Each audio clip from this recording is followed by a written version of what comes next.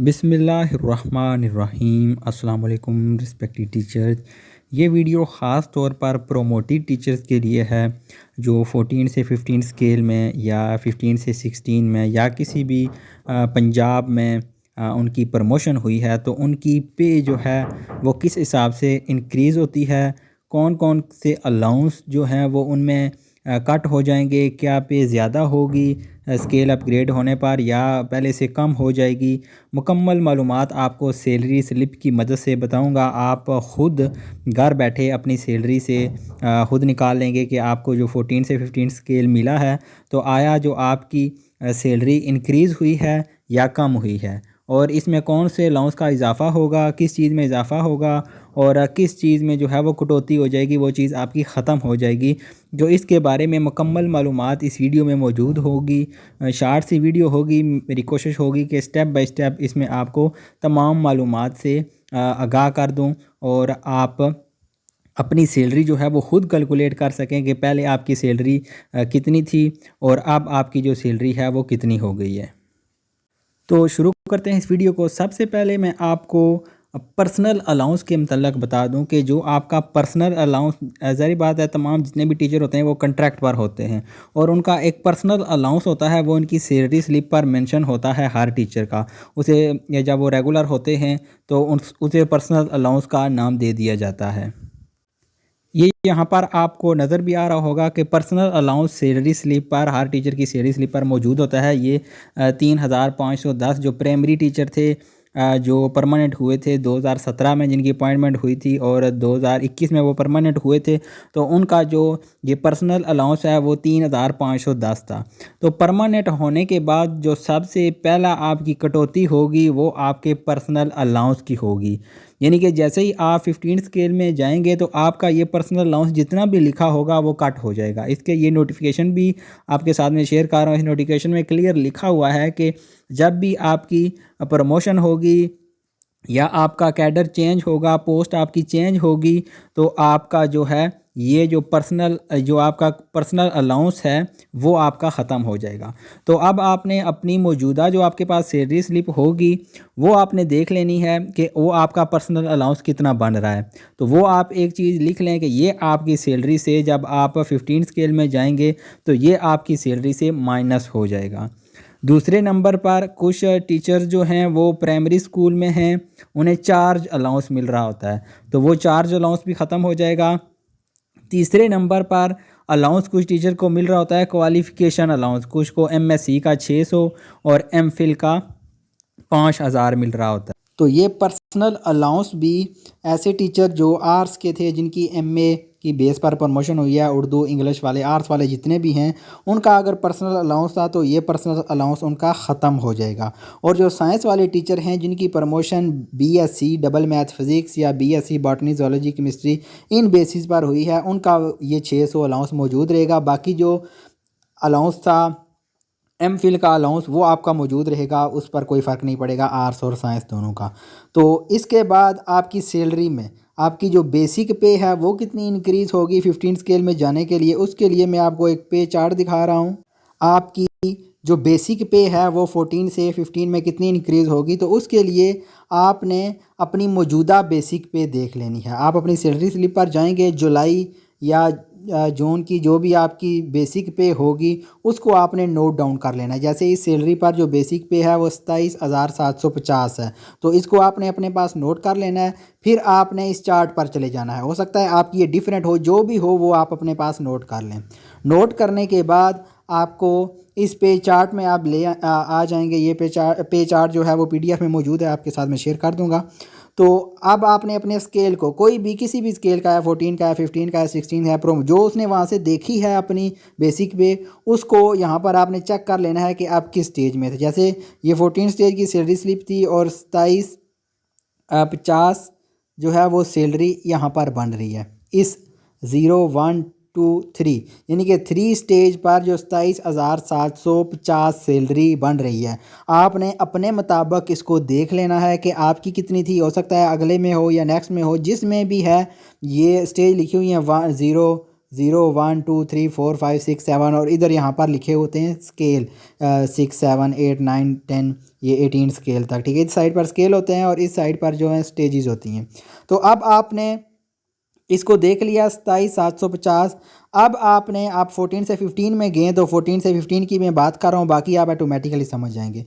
तो अब आपने क्या करना है कि यहाँ से आप 14 से 15 में गए हैं तो 27,750 से आपने देखना है कि ये 27,780 ये वाली है, ये 27,750 से ज़्यादा है, यानी कि आपने इससे अगले स्केल की वो कम से कम देखनी है जो ज़्यादा हो, यानी कि ये 27,750 है और ये 25,900 है, ये कम हो गई, इसको आपने नहीं देखना। इससे आगे 27,880 इसको आपने नोट डाउन कर लेना है। आपकी जो अभी पे है वो 27,750 है, ये वाली मिनिमम ज़्यादा है, यानी कि थोड़ी सी भी 10 रुपये भी ज़्यादा होगी 27,750 से, तो उसको आपने नोट कर लेना है।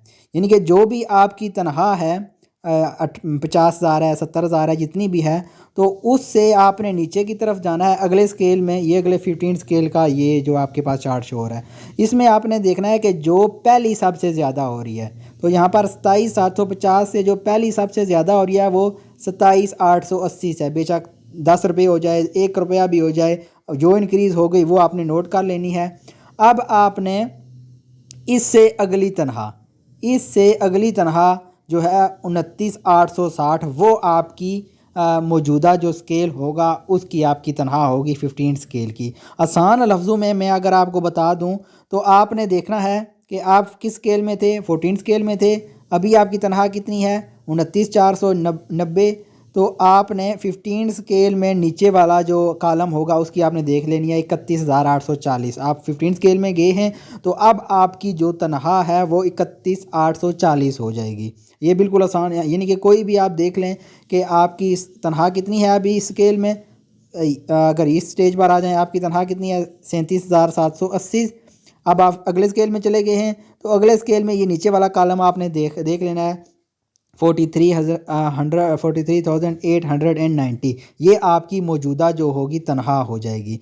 तो ये आई थिंक पॉइंट आपको क्लियर हो गया होगा कि इस तरह आपने अपनी सैलरी को जो है वो कैलकुलेट कर लेना है। मैंने मेथड भी बता दिया है और आपको आसान तरीका भी बता दिया है कि जिसकी मदद से आप जो है वो आपको इतनी कैलकुलेशन नहीं करनी पड़ेगी। ऑटोमेटिकली आप ऊपर वाला कॉलम देखें कितने में थे और नीचे वाले कॉलम में देखें आप कितने में थे, तो आपको वो सारा समझ आ जाएगा। तो ये बेसिक पे आपकी उसमें इतना इजाफा हो जाएगा। इसके बाद नेक्स्ट मैंने आपको पर्सनल अलाउंस का बता दिया, वो कट हो जाएगा। इसके कई नोटिफिकेशन मौजूद हैं, जो टीचर एसएसटी से ईओ बने हैं उनका पर्सनल अलाउंस ख़त्म हो जाता है, ये नोटिफिकेशन भी मौजूद है, मैंने आपके साथ शेयर कर दिए।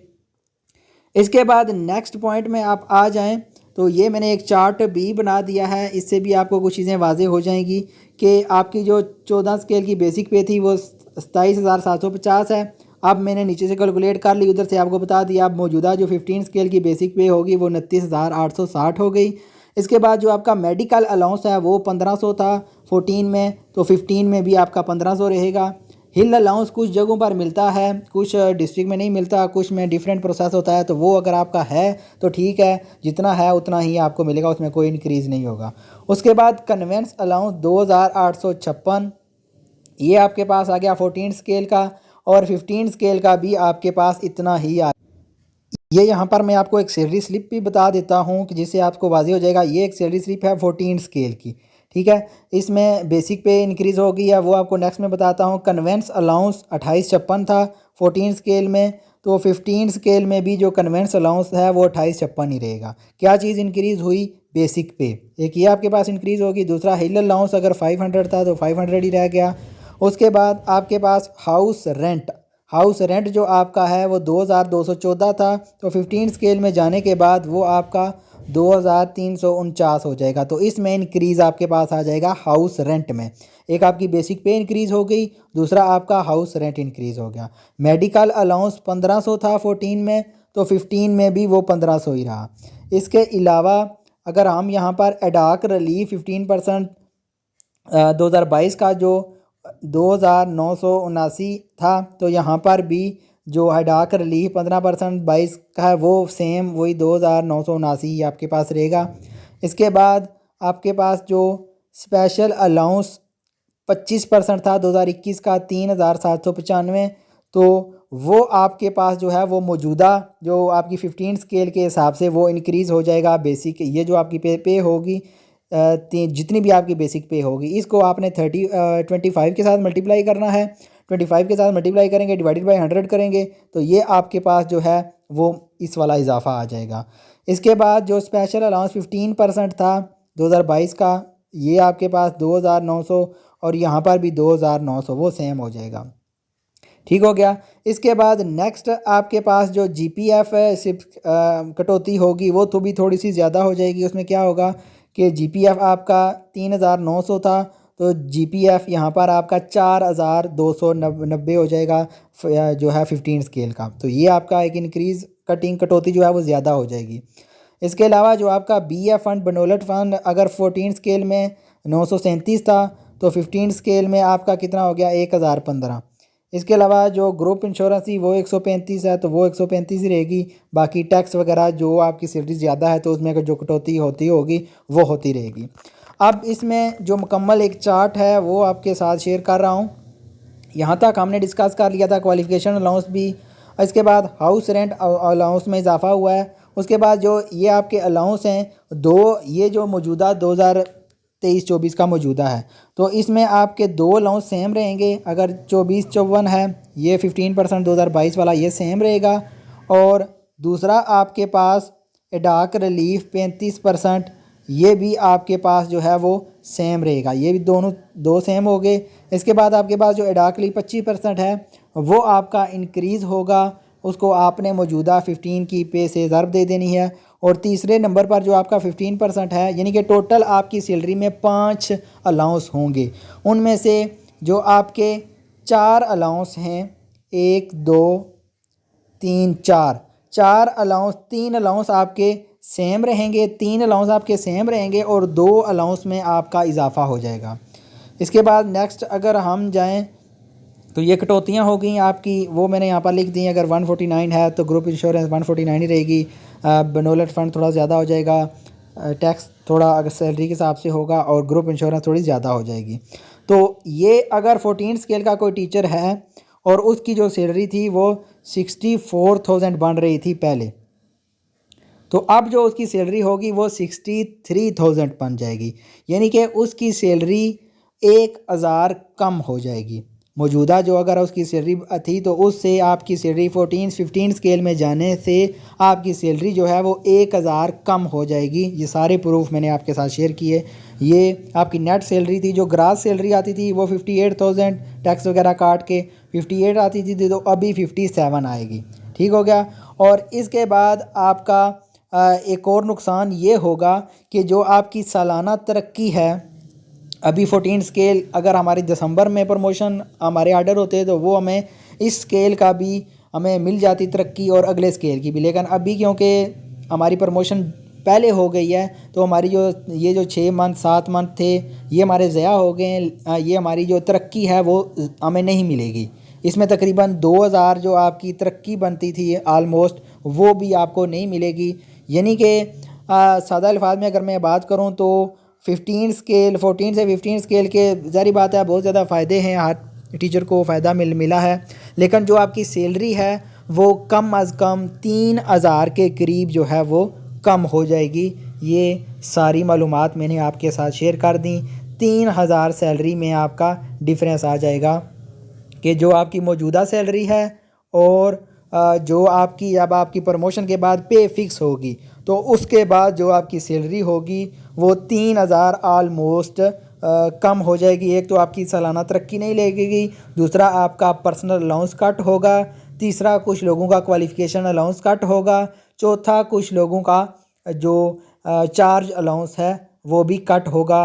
ये 14 से 15 स्केल का मैंने बता दिया। सेम इसी तरह किसी भी स्केल की आप जो है वो अपनी पे फिक्सेशन चेक कर सकते हैं, ताकि जैसे ही आपकी प्रमोशन अभी आर्डर भी हो गए हैं और ट्रांसफ़र भी ओपन हो गया है, तो उसके बाद किसी स्कूल में आप जाएंगे तो ज़ाहिर बात है कि आपने पे फिक्स करानी है, तो आपको तमाम मालूमात होनी चाहिए कि ये किस तरह पे फिक्स होती है, किस स्केल से कैसे इसको चेक कर सकते हैं। ये मैंने इस पर काफ़ी टाइम भी लिया और आपको आसान भी बता दिया कि आप सिंपल किसी भी स्केल की आप 15 से 16 में गए हैं तो आप देखेंगे कि आपकी पे कितनी थी।